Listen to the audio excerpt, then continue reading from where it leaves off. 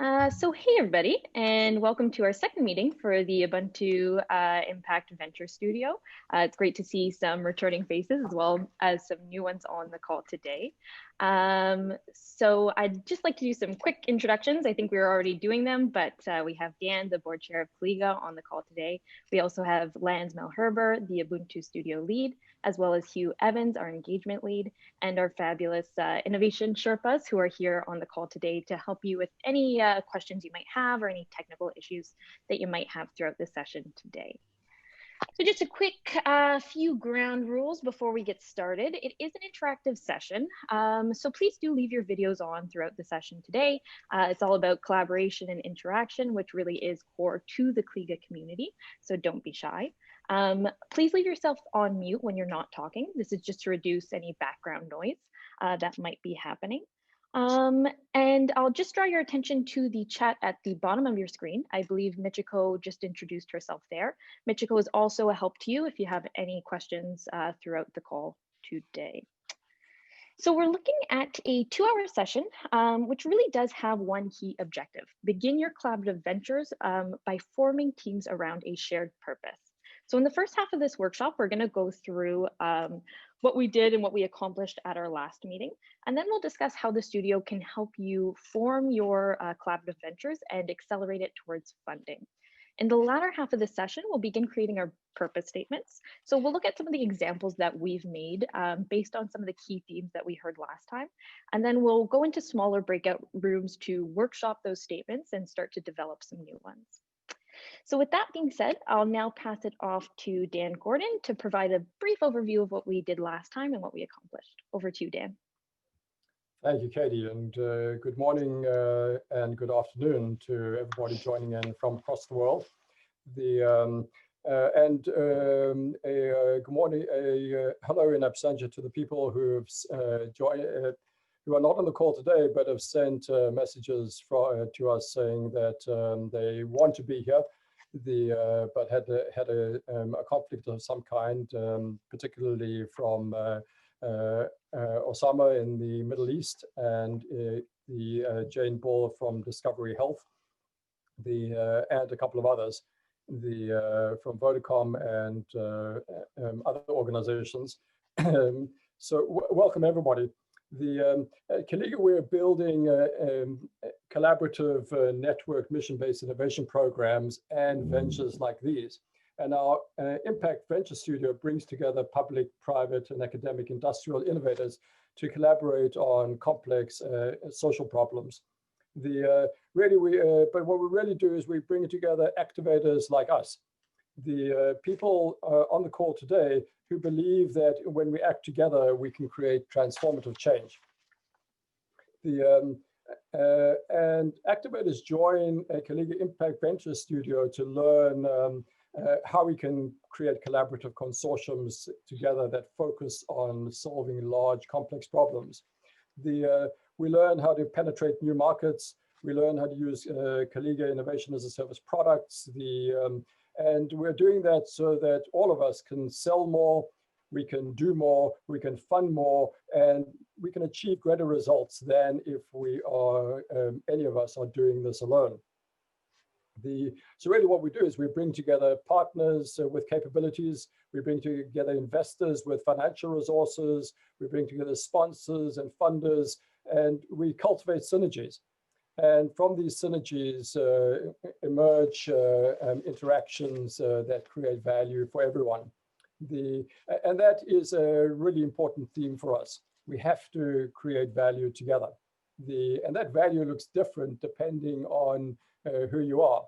So if you are joining a venture, the value that we are trying to create is traction for the venture and growth for your company or your organization.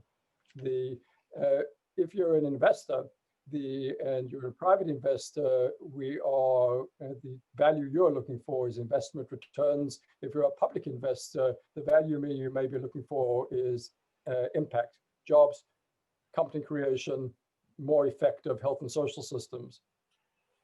If you're a funder or a sponsor joining the call today, you may be looking for engagement, and also looking for market opportunities and acquisition and partnering opportunities. And if you're a partner, you may be looking to expose your product so that you can get revenue.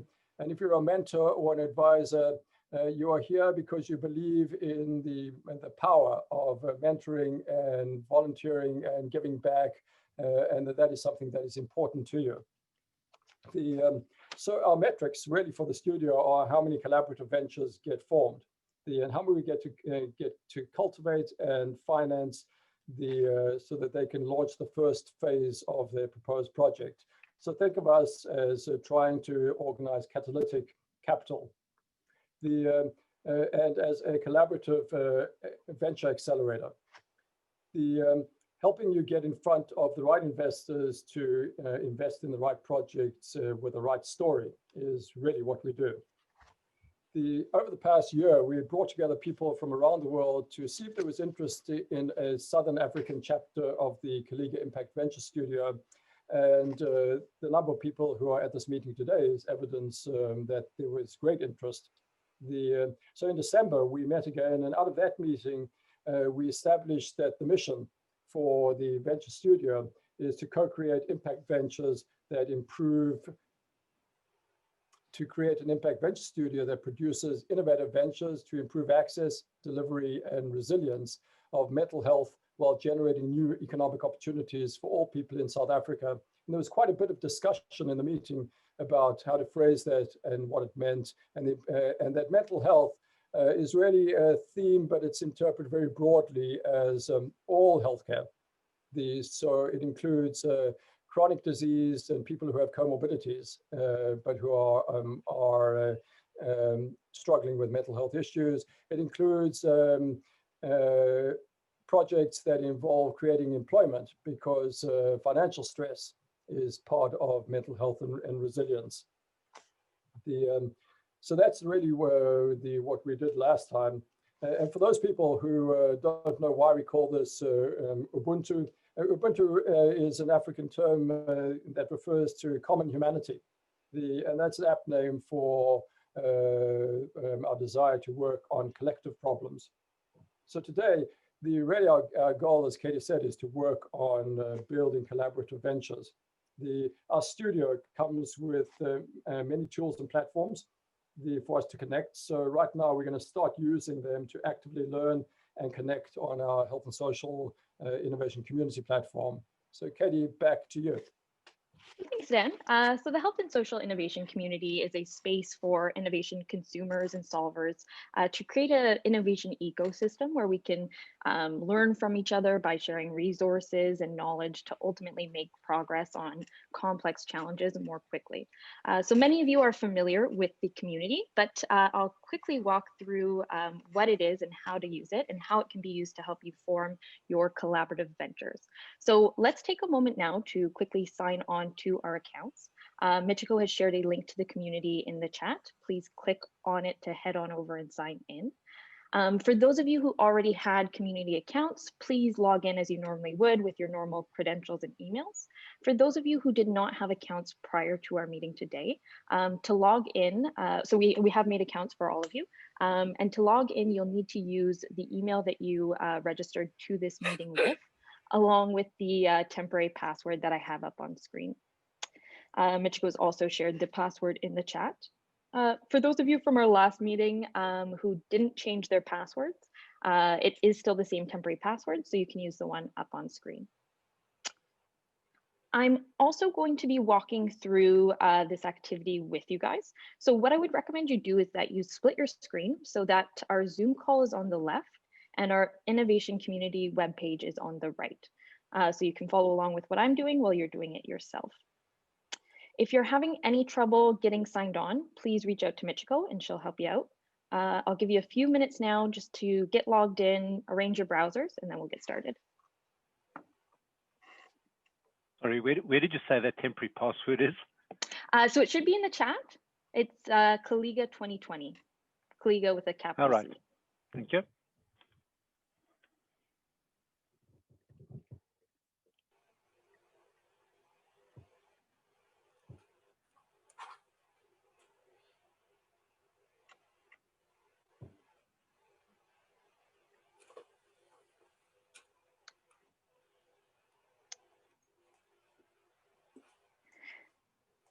Okay, so I'll go ahead and get started. Again, if you're having any trouble, just shout or reach out in the chat.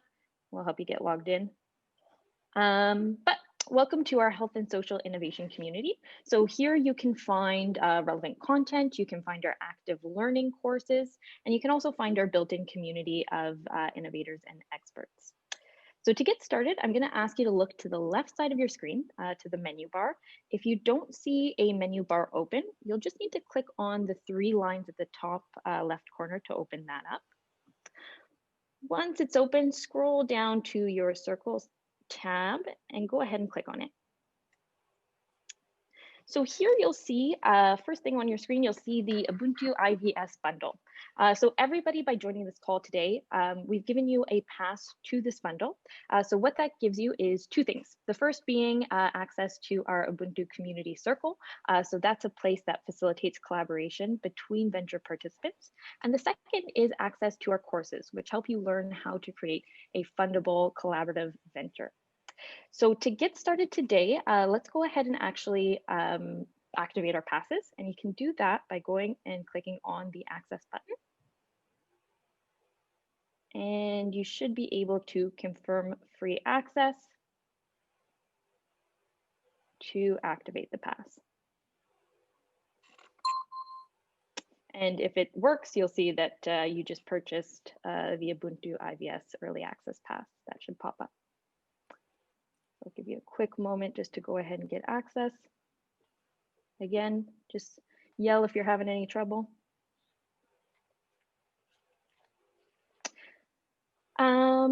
So once you have access, it'll give you access again to the circle and to the courses. To get started today, we're going to go ahead and enter the circle, and that's under the Ubuntu Impact Studio community. So go ahead and click on it to open it up. I have to go view circle.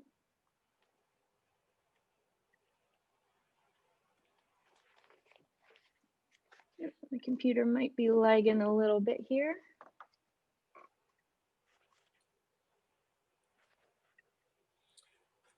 Is anybody else having trouble getting logged in? Yeah, no, I've got the same issues, Katie. Not opening up. Go ahead, try refreshing. Let's see if that does it. Yeah. I ran into the same issue last evening. If you just put your cursor on the address line and just refresh the screen, I think there's some glitch with the path, maybe. Yeah, if you refresh it, it reflects the correct information. Okay. All right. Is everybody in the circle now? I think we're good to go. I'll just continue along. So this is a space that is a resource to you. So you can think of it as kind of a central hub for the studio itself. So this is where you can come to find all the information relevant to the studio. You can come to also collaborate with your venture partners by sharing your ideas, developments on your projects, and you can just continue conversations with everybody in this space. So like the studio itself, it's still in its infancy, but as it continues to develop and grow, you'll see more and more posts coming into this space. So one way to filter through all of the posts is to actually go to the topics tab. And again, there will be more topics developed throughout time, but an example is in the participants introductions. You can see all of the introductions and posts we made in our last meeting. So we went through and all introduced ourselves. So to get started today, what I would love to have us do is quickly do this exercise again. If you already have a post, don't worry about it. I'm actually going to quickly read it out to the group while people are writing. But if you haven't made a post quite yet, be that because this is the first time you're joining us or because you didn't have an opportunity to do it in our last session, go ahead and do one now. So you can make it in the main activity feed, or you can go into the specific topic area and go up to the bar at the top and type in a quick who you are, so what you do, and where you're from. Go ahead and post that. You can also tag it with this participant introduction, and that will bring it right to this topic area here. So I'll give you a quick moment to do that. If you were unable to get into the circle or into the community, what you can actually do is also type where you are and where you're from and what you do into the Zoom chat, and then our innovation Sherpas will actually copy and paste it into this space here. So go ahead and take some time to do that now. I'll just give you a minute or two. And while you do that, I'll just quickly read out some of the ones we have. And I think people who might be returning on the call today. So we have Casey Chambers. She's the Operation Director at South African Depression and Anxiety Group, SADC. Casey, are you on the call? Do you want to say a quick hello? Hi, good afternoon, all the way from South Africa to everyone else joining. Thanks so much for inviting us back and for the meeting. Thanks so much for being here. It's great to see you again. Like Dan said earlier, unfortunately, Jane Ball couldn't join us today. She was here last time, and she is the head at Population Health Management at Discovery. So she might be a face that you're seeing later on or in meetings later on. We also have Deborah, I believe, on the call today, who is a psychotherapist born in Zimbabwe, but is currently living in San Diego and working in private practice nonprofit agencies. Deborah, are you here? Did you want to say hi?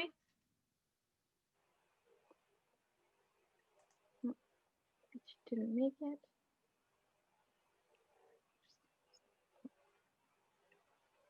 I'll continue on. I think we also have Errol Singer, the CFO of NextJ Health, who works in Toronto. Errol, did you want to say a quick hello to the group? Yeah, hi everyone. Glad to be back. Look forward to contributing, and I've also got my colleague, Dr. Noah Wayne, who he's on the call as well, and he's the director of our clinical solutions practice. Awesome. Hello, Noah, and hello, Errol. Great to see you all. So we also have David on the call today, who is the founder and principal of DBK Future Strategies, located in Israel. Hi, David. Did you want to say hello? Yeah, hi, everyone. Good to be here again. Just quickly to introduce myself to those who are perhaps new. I really come from the financial side of this, but my focus from a financial perspective is on software, medical software, particularly in emerging markets and with an impact bent. So that's sort of my focus here. So hopefully you can find some interesting projects. Awesome. And Noah, I see your post here as well. Hi, Noah. Welcome. Do you want to say a quick hello to the group? Sure. Hi, everybody. My name is Noah. I'm the VP of Clinical Programs at NextJ Health. I'm a registered kinesiologist by trade and certified exercise physiologist. My focus is in health behavior change and using digital technology to help support people make healthy life choices. At NextJ, I train and supervise teams of health coaches, dietitians, nurses, social workers, and KINs, help manage our content delivery and overall program design using our digital health platform. Fantastic. Awesome. Nice to meet you and welcome to the meeting today. We have Ben Matthews here. He works with early stage and scale healthcare companies and venture groups in Canada. Ben, did you want to say a quick hello? Hi, everyone. Great to be here. Yeah, I work with Loyal VC here in Toronto, advising some of their portfolio companies, and I have currently working about 3 so on the side with a couple of early stage healthcare startups, and working with Dan and the group around putting together some of the venture studio and really refining some of the models going forward and helping to grow Collegia. Fantastic. Welcome, Ben. So I'll leave it there, but this is how the community works. So you can always come in, look through all these posts to see who's in there, leave a comment if you wanted to continue a dialogue, or just welcome them into the community. So with that being said, I'll leave the circle for now, and I'll pass it over to Dan to give you a bit more of an explanation about the courses. So over to you, Dan. Thank you, Katie. Everybody, our goal today is to get to working together as soon as we can. So I will move through this quite quickly. What I'm going to do is I'm going to go, and if you can't see my screen, please let our Sherpas know. I'm going to go back to the network and click on the courses tab. And I'm going to go to our Impact Venture Go-to-Market course. And this is the structured innovation process that we have developed over many years of working in the space. Today, we are going to go through the first few stages of this course. But here's what you can expect from the Impact Venture Go-to-Market course. Really, we are developing funded collaborative ventures, and we're building and testing out venture products. It's divided into, let's say, more than 6 stages. Starting off with orientation, moving through discovery, co-creation, storytelling, and negotiation. That is what the course covers. But really what we're doing is that we believe that learning and doing is the most effective way to get these collaboratives done. And so we introduce best practices as we go along. We do believe that ventures must be very ambitious, both in impact and in financial terms. Collaborative ventures that we talk about are focused on big problems, and they are difficult, they're expensive, they take time, they take lots of effort. So the projects that we want to develop need to be ambitious enough to be attractive to us all as we work over what will turn out to be years to get them underway. But at the same time, we also believe in lean startup thinking. Aim big, but start small and realistic and grow. And that's the way most impact ventures work out. And in fact, knowing many of the technologists and the nonprofits on this call, for us, that's a familiar way of working. The pitching and getting the huge multi-million-dollar contract day one is not generally how our products get to market. It's do a pilot, then demonstrate it works, and then scale to a bit bigger, and then scale bigger after that. So really what we're doing is we are preparing that first phase of a minimum viable project that brings early value, it brings a proof point, and learning about what to do next in a new market. So that's the process that our active learning will take us through. Over the next couple of months, we're going to go from stage 1, where we are all individual activators, to stage 2, where we are forming active ventures, and that's going to start today. As our teams form in stage 3, we need to build out both the sketch out what the high-level plan looks like, but the details of what the first phase minimum viable project is, the value it will produce to our partners, and how much it will cost different stakeholders, including those groups who join the venture. As many of us who've been involved in these kinds of, if you are from the nonprofit side, a grant proposal with partners, or if you're on the for-profit side in developing a partnership-based proposal for a client, as many of us know, once you get into the details, you need to step back and develop a pitch. And that's stage 5.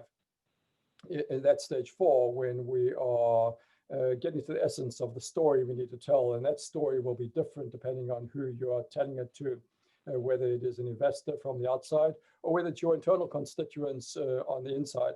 And that leads us to stage 5, where we are now in front of our core audience of investors or customers who will invest or other parties, and we are pitching and negotiating to get a first phase underway. Some of our ventures, not all, we believe will successfully get a first phase underway. And for those ventures, stage 6 is where we are demonstrating. We are doing a pilot, we are implementing, we are evaluating success, we are developing our proof point, and then we are scaling to the next phase, and then the next phase, and the phase after that. For those ventures that don't get successfully funded in negotiation, there is a question there. The question will be whether there's another version of this of a project, whether different partners might make it successful, or whether there's a different plan that still makes sense to the participants, but has a better chance of success. And so this is real. This is startup thinking. It is test the product, and if the product is not being taken up by the market, then decide on the 3 Ps, whether you're proceeding, whether you're pivoting, or whether you're pausing. So the end point of our course is stage 5, and we want to get there as soon as possible. And that's where we have a collaborative venture defined, the right story told to the right potential customers and investors, and we are hopefully in successful negotiations to get the first phase done. We think that again, for those of us who've been doing this over many years, the 3 months is about the time that that will take to get to stage 4. That's forming the venture, the planning it out with your partners, and then getting the pitch right. That really looks like an impact accelerator kind of a timeline. It requires, for the partners, it requires resources, and especially for the champion of the venture, it requires some intensive time and effort to get there. And it can be an aggressive timeline.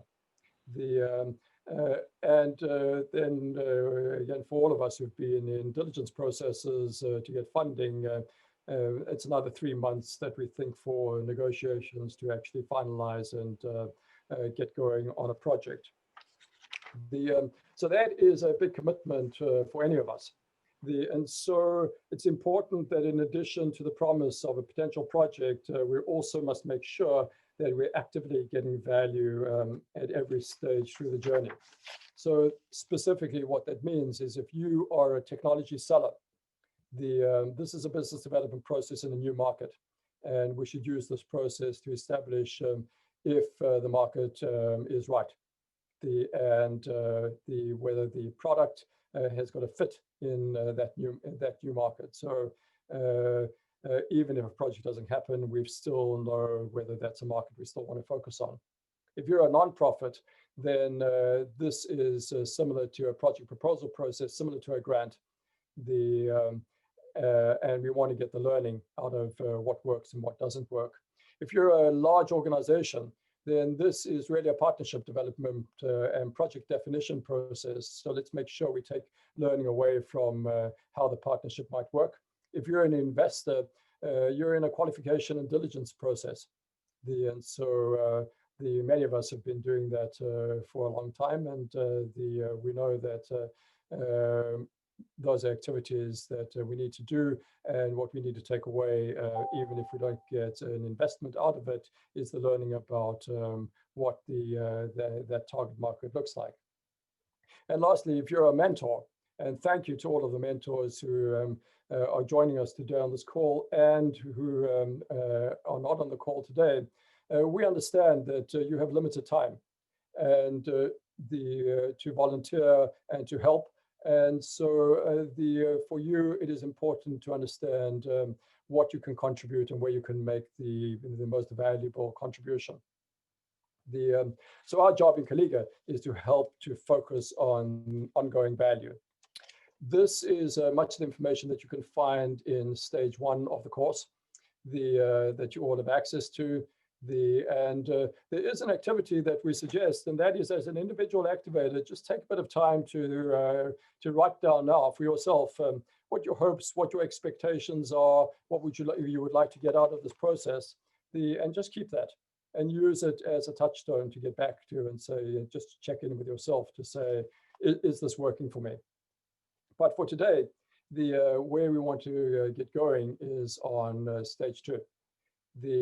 And so you will have your own individual activator expectations, and what we want to get out of today and the next month is a collaborative venture brief or shared purpose statement. And we're going to go through a bunch of activities today and over the next while to do team visioning and to develop a collaborative partnership.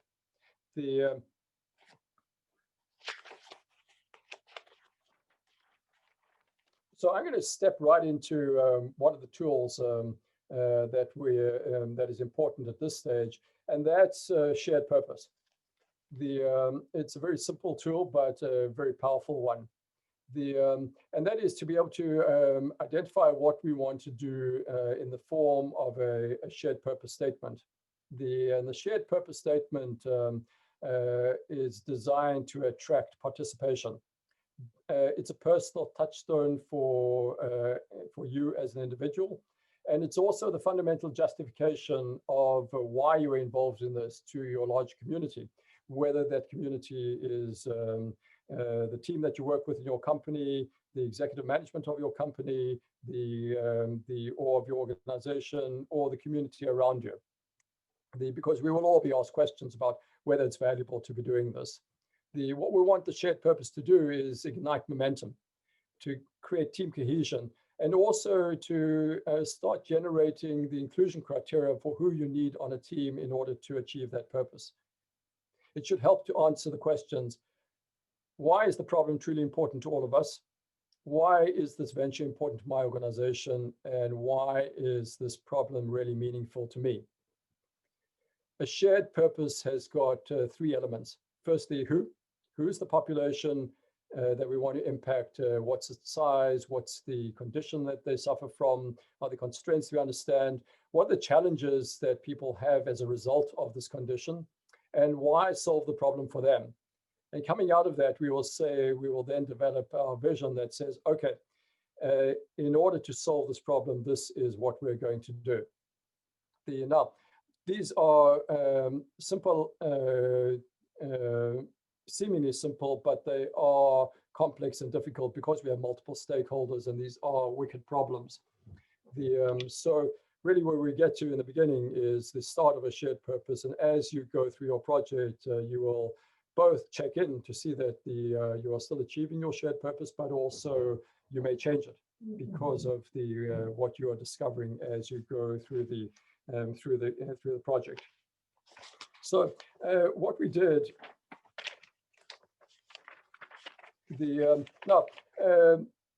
this really is one of the best practices in any kind of innovation venture, and that is and going to the first lesson in this course, is to start with a problem. Many of us who have solutions tend to want to talk about solutions or technology. But for many of us who've been involved in these kind of processes, we need to be able to articulate either from a client perspective or from an external stakeholder perspective, and start off with being able to understand the problem. This double diamond is one of the ways that this kind of methodology is articulated. They start off with understanding the problem, and then from many problems, choose the problem that is most relevant to us, and then get into solutioning. How could we solve this? And then choose the solution that you want. So that really is another way of describing the process that we're going to go through. So this course is intended to for all of us to use over the next period of time.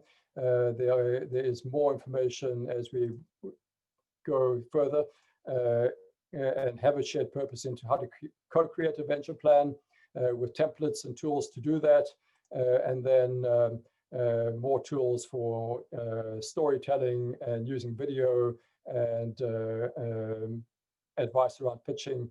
Again, that may be old hat to many of us. And lastly, then negotiation and the kind of investors, the kind of money that we can bring to the table, and how we need to tell the right story, and what the kind of negotiating issues are going to be.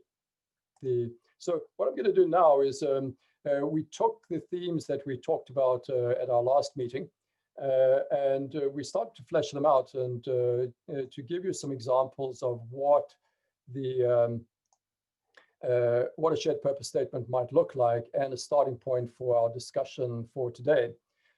We talked last time about community-based mental health services. And over the last couple of days and weeks, we said, look, let's assume that we wanted to talk about community-based mental health services for youth. So as an example of a shared purpose statement, let's start looking at who. So many disadvantaged South African youth.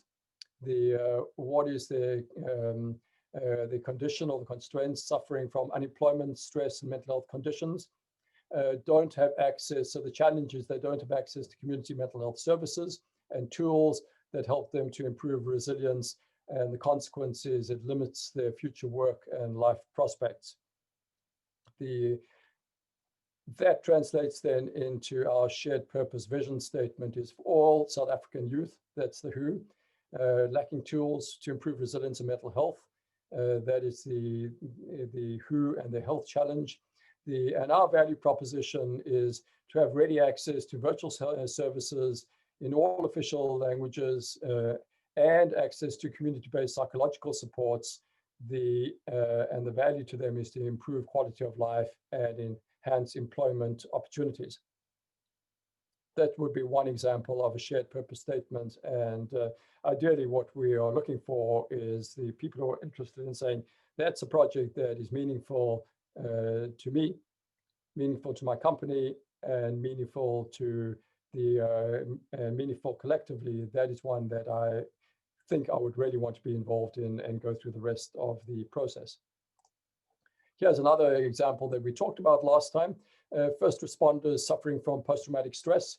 The who is many South African first responders.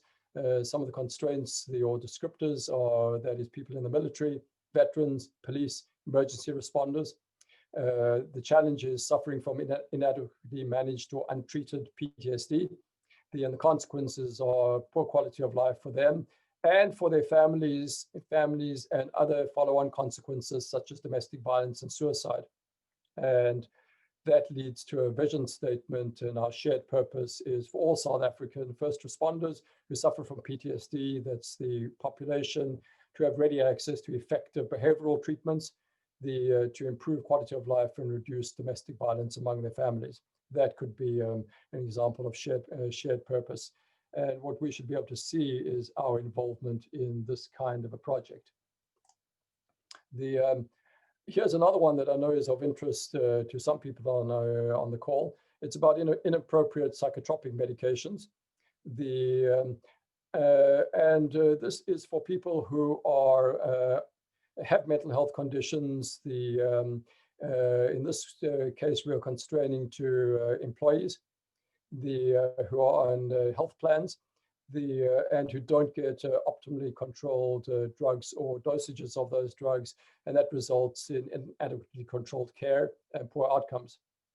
That leads to our shared purpose statement. All South Africans with employer-based health plans that cover drug treatments for mental health conditions to have access to personalized pharmacogenetic recommendations. That's the value proposition we want our venture to generate, to ensure they're receiving optimal drug and dosages to manage conditions and reduce health costs to their employers. A value statement to the population and value to others. We talked last time about the unreached and the problems of mental health to the poorest of the poor. And so this is an example of a shared purpose statement that says who is poor South Africans with no access to internet and limited mobile phone access. The challenge that we talked about was not having knowledge or access to affordable mental health resources. And we talked about the stigma as well. And we capture that in the consequences that lacking knowledge and access results in poor quality of life for them and their families, and continuation of the stigmas against mental health that are associated with mental health. And so our vision is to reach the unreached with knowledge campaigns, affordable SMS-based messaging of mental health resources to improve their quality of life and reduce the stigmas associated with mental health is the value. This was particularly for SADC and Cassie, you were on the call today. This is a project that is already being done. It is for NGOs, both non-profit organizations and NGOs Many have closed during COVID, and the remaining organizations are completely overworked. And that results in staff who are suffering from burnout and stress that hampers their performance. And as a result, millions of people, as in Canada, are not getting the services from nonprofit organizations that they used to get. Our vision then is for all staff suffering from burnout to have ready access to 24/7 telephone-based and online psychological supports to improve quality of work life and improve services to their clients. And lastly, we looked at another last example that we talked about last time. This is a telehealth example of providing virtual mental health services. All virtual health services constraining it to women. Many South African women suffering from depression, anxiety, and mental health conditions don't have access to mental health services that can help them improve their resilience and daily functioning. Is the consequence and our vision. And we do have a partner who we spoke to earlier in the week who offers this kind of a program. Our vision is for those women lacking tools to improve resilience and mental health to have ready access to group-based therapy and other virtual health services more broadly that improves quality of life for them and their families. So those are the examples that we have to illustrate what a shared purpose statement might look like.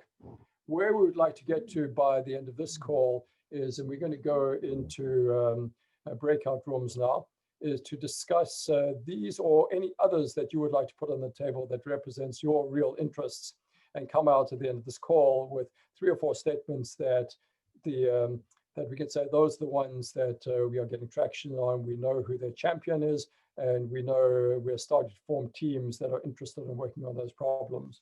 So back to you, Katie. Yeah, so like Dan said, we're going to go into breakout rooms now to develop our shared purposes. So the breakout rooms, we're going to have 2 of them. They're either going to be facilitated by Dan or Lance. So at the beginning, they'll ask you to introduce yourself, a way to meet everybody on the call in your group, I guess. And then we'll be switching up the groups, so you will have a chance to meet everybody on the call today. And then they'll ask you to make 2 statements. So the first one will be a workshop version of one of the examples that Dan just went over. And then the second one will be one that your group will create all together. So we'll give you about 15 minutes to do that. And while you're developing that, really consider who is impacted by the problem, the challenge that you're trying to solve, and whether the solution is of value to you and of value to the who. So consider whether or not the problem is a tangible one that you are invested in solving. And if you are invested in solving it, what are some of the capabilities and resources that you can bring to a solution? So start to think about some of those things as you're going through this activity. We'll spend about 15 minutes in the breakout room, and then we'll come back, we'll share our statements, and then we'll go back into another breakout room session with a new group. So with that being said, if you have any questions, ask your facilitator, ask any of the Sherpas in your room, but we'll open up the breakout rooms now to start the activity. Let's now switch to, we also looked at this shared purpose statement. Veronica, can you please tell us about it? Yes, for individuals who have health insurance, often conditions are treated with medications, and if those medications are mismatched to the person, it ends up costing more because of wasted time off work, and trying different treatments and tests and so on. So our vision is for all South Africans that do have health plans that cover drug treatments to have access to an integrated virtual care platform that is informed by their personalized pharmacogenetic recommendations and a personalized therapy platform that are really optimized to treatment strategies that are optimized to the individuals. And that way we avoid the risk of relapse So accelerate recovery and make sure the recovery stays through access to that virtual platform. Thank you, Veronica. Lance, over to you. Thanks, Dan. Can I, there we go, just share the screen. There we go. Right. We had Casey provide us with deeper insights into their world and their challenges that they as an organization are confronted with. And, you know, the theme that struck us there was the access to care and medication. There's significant challenges with government clinics and hospitals in terms of extending support systems and availability of staff to the patients that they serve. As also mentioned that 1 out of every 3 people in South Africa fall under this paradigm of mental health patients. There's limited remote access to mental care, affordability clearly of medicine. We spoke also of the trauma, and especially on women now during the COVID period and the restrictions imposed by it, the severe effect of the economic impact on people losing jobs and so on, and access to mobility. So what they have in their organization is, and I think that one of the questions that came out was also, to what extent are the population of patients that they're dealing with, have they got access to mobile devices and digital platforms? And she mentioned also the during COVID, the increased significance of folks working or using platforms such as WhatsApp and Zoom. So and we've seen it not only in the mental health care and the medical industry, but across all other verticals, that there's been a significant increase in the utilization and uptake of distributed devices and the internet. So our shared vision there was to provide an affordable online presence to targeted patient groups, and one can obviously debate that at length, in order to extend a more diverse and distributed bouquet of mental health care services.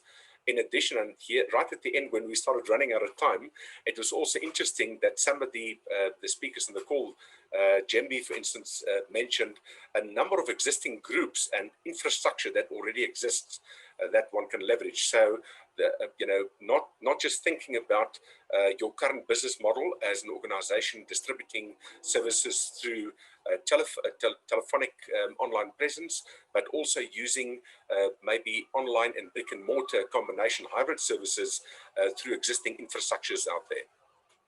Back to you, Dan. Great. Well, everybody, so that is the first round. Let's go back into breakout rooms again, and let's work up another set of statements.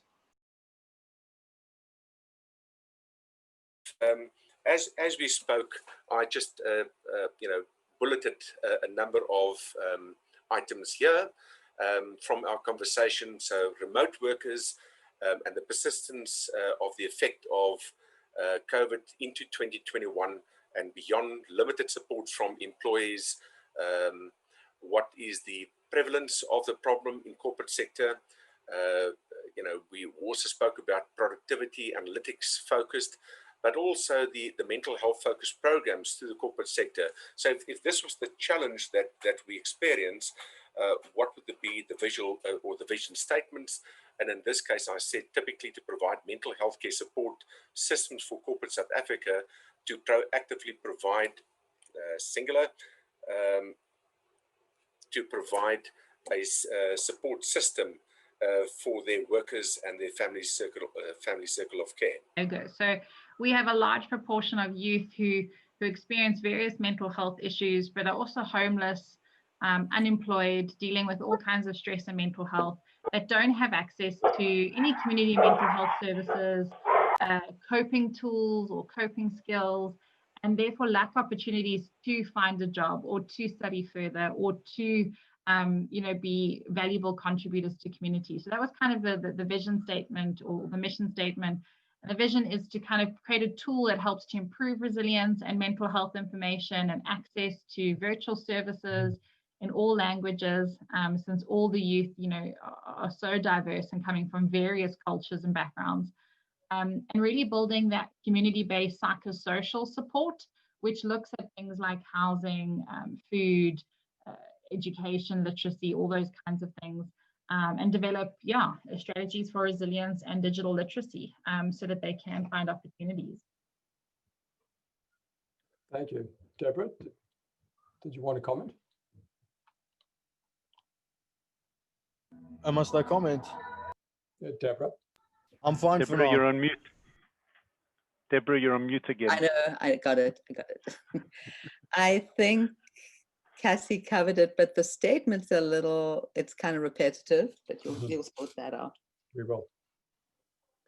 You know what, I'm going to just quickly go through one last statement, and this was about virtual mental health services for women.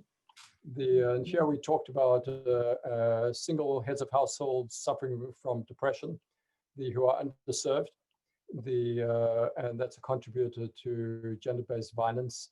The vision is for women in this group to have access to, and here the group-based mental health therapy was one aspect. A directory of what other services are around. Kerman mentioned that there are really municipal services and there are municipal directories that Martin told us about that are available. So it's creating a navigation structure to other resources and other mental health services. And the coordinated part about it was we had some discussion about we should be directing this at the care providers, not at the beneficiaries, because for example, I think Martin brought up a group that's managing all of their therapy and the service they provide on an Excel spreadsheet, and they need better tools to be able to provide more efficient services. So that is ends this part. We have another just 10 minutes today. So what I'd like to do is go back to the circle, and just give me one moment, please. There we go. And really just start to solidify some of the work that we've done today. Remember, what we're trying to do is create collaborative ventures, and there have been fantastic ideas that have come out of today, and great project ideas. But now we want to get them to reality. And what reality means is that one or more, and there will always be more than one, are starting to work on those shared purpose statements and solidify a team, co-create a plan, and create a financial plan that we can then put in front of an investment group. So that will be the work ahead. The risk that we have now is that we all say, well, that was fun, but not relevant enough, and nothing happens as a result of this. So I'm going to go back to the circle and just ask everybody to go back to the circle as well, and look through the shared purpose statements, and just start noting down if you are interested in that particular one. The only commitment you're making now is for us to keep in touch with you, and to include you in what will become a number of additional meetings that will follow up as we prepare for a workshop in a month. When we come back in a little less than a month, what we want is solidified teams who are starting to work on co-creating their ventures, and that will happen because you see that going back to the idea of the shared purpose is because it's relevant to you personally, it is relevant to your organization. You can see how it might lead to a project or a sale, and it is of collective importance. So can you just take a look through these and just note underneath it if this is a particular area of interest to you. Here they are. So I'll just give us a couple of minutes just to go through this exercise, and so we can see how these are resonating with us as a group, and which members of the group we should start pulling together.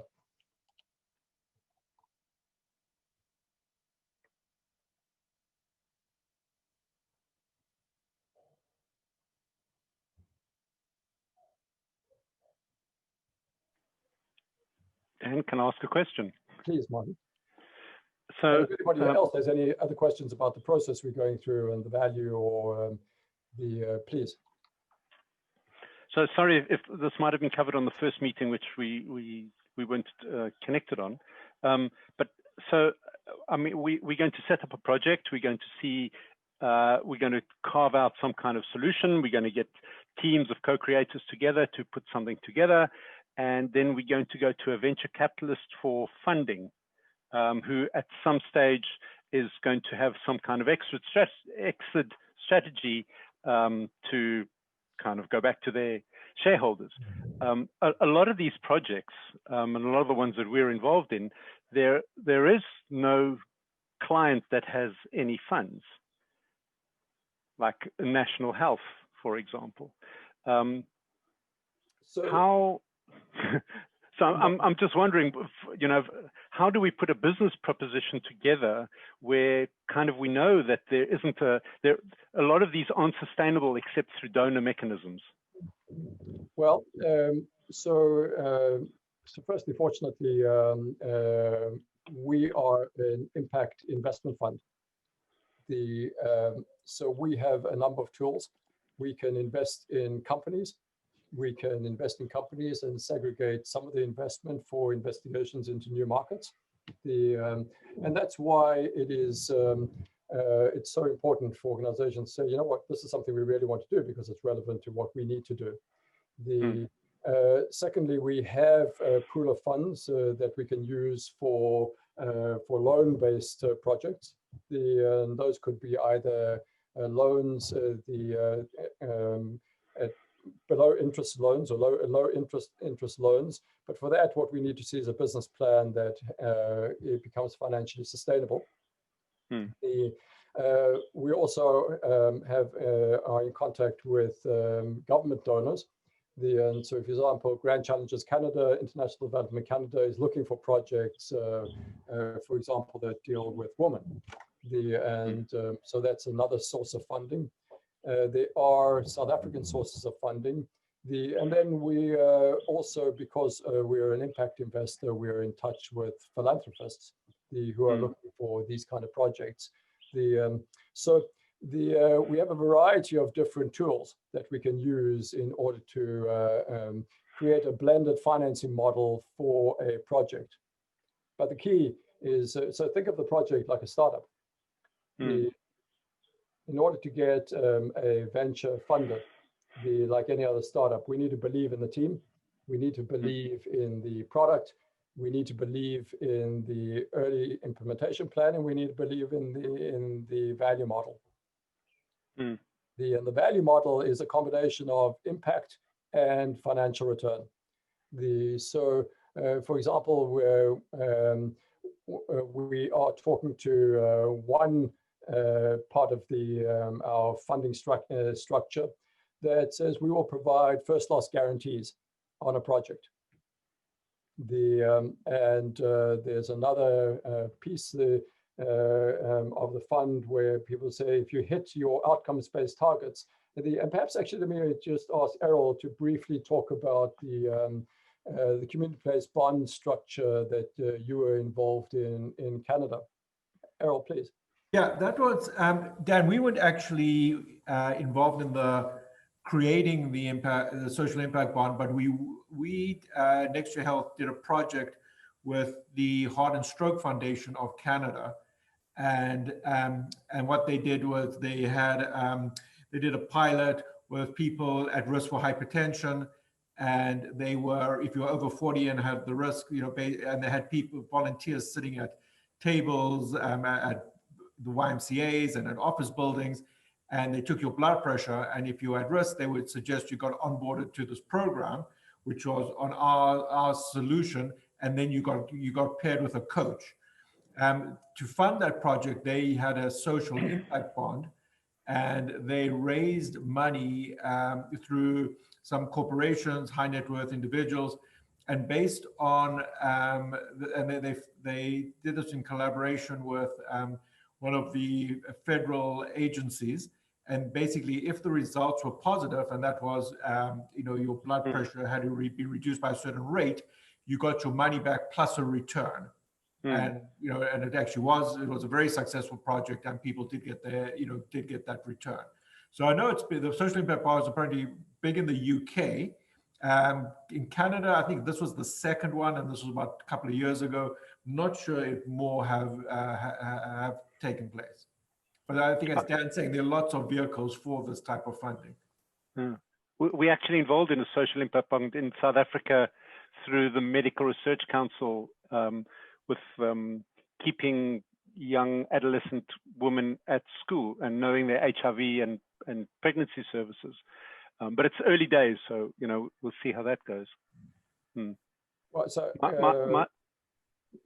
is that Tony speaking? So go ahead, please.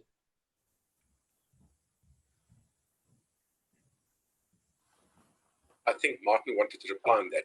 Dan. Sorry, Martin, please go ahead. Oh, sure, okay. Yeah, my only concern was, some of the other projects that GEMBI have been involved in. I don't know if you know about something called Mom Connect, which is a messaging service, which was kind of one of the flagship mHealth projects in national health, which started off really well, with sending messages about pregnancy to mothers and registering pregnant mothers. But really rapidly started running out of funds because this was SMS based, and the costs were exorbitant. It was eventually looking at something like 22 million rands a year just for SMS services, which is not sustainable for 1.5 million pregnant mothers. So their funding and the funding for the project, and this was done through philanthropic providers as well, is at jeopardy because it can't sustain itself. National will not take that on, and so all the good work kind of dies because we never really had a good business plan in the beginning, and a lot of these projects are not sustainable. We don't build sustainability into the projects. We are able to attract funds from the Gates Foundation and the likes to develop the project. But once the project is developed, no one is prepared to back the sustainability. You need a government or you need a private industry to back that. And it becomes a real challenge. Absolutely. And, Veronica, please. Well, it's a challenge that consistent across the board, and perhaps we need to be thinking about the ROI types of measures as the project is being developed. So there's ability to feed the larger community of potential funders incremental information. So not wait 2 years for it to launch, but produce metrics of success. It could be engagement and so on. I'm really borrowing a chapter from how health technology assessments are done, because it takes a very long time to get regulatory approval, but then you still have to wait to be paid. So progressive advanced medical technology, they develop and generate the economic sort of impact package around the product at the same time. So it is 11 o'clock, and you have been extremely generous with your time today. Thank you very much to everybody.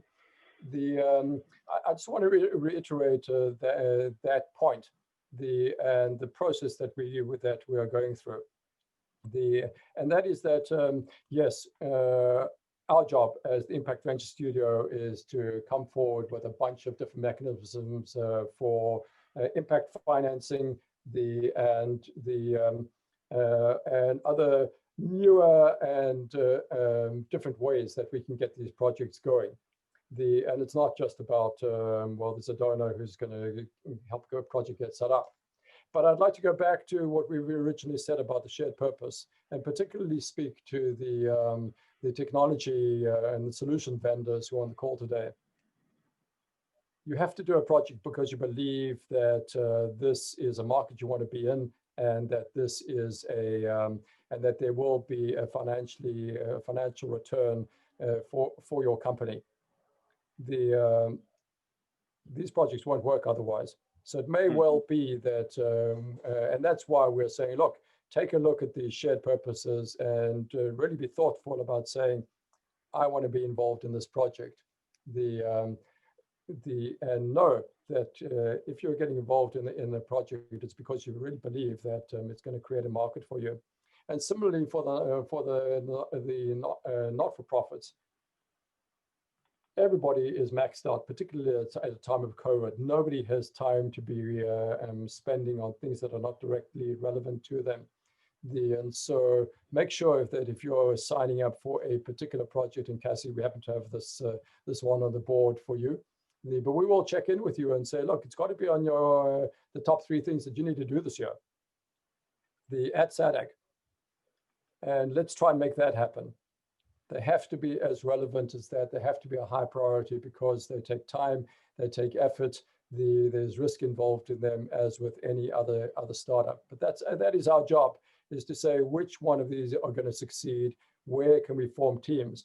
And I just want to finally put a final call in and say, and that is the key, is and for any of us who have tried to break into a new market or try to get a new project going with a new kind of business model, we know what that looks like.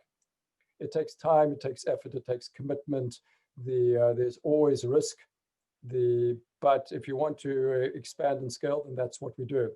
So I would ask you, please, over the next while, we will come back, we will ask again, which of the projects are going to be meaningful to you, which ones do you really want to get involved in? And let's, over the next couple of weeks, start forming the teams around the ventures that we know we are going to be able to get support for, so we can move into, Martin, the next stage of what's the product plan, what's the financial plan, what's the impact plan, and what does the first phase look like that we think is a reasonable enough cost that we can go back to our various sources of catalytic capital and say, we can get this funded.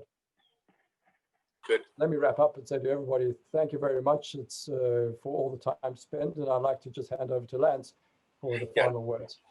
Dan, thank you very much. I think there's a lot of information to digest, especially folks that have joined us today. And even though I've been part of this journey since September, my mind is racing with the different alternatives, but also a number of challenges that were raised today, bearing in mind that, you know, we want to entice investors to invest in viable products and solutions here in South Africa.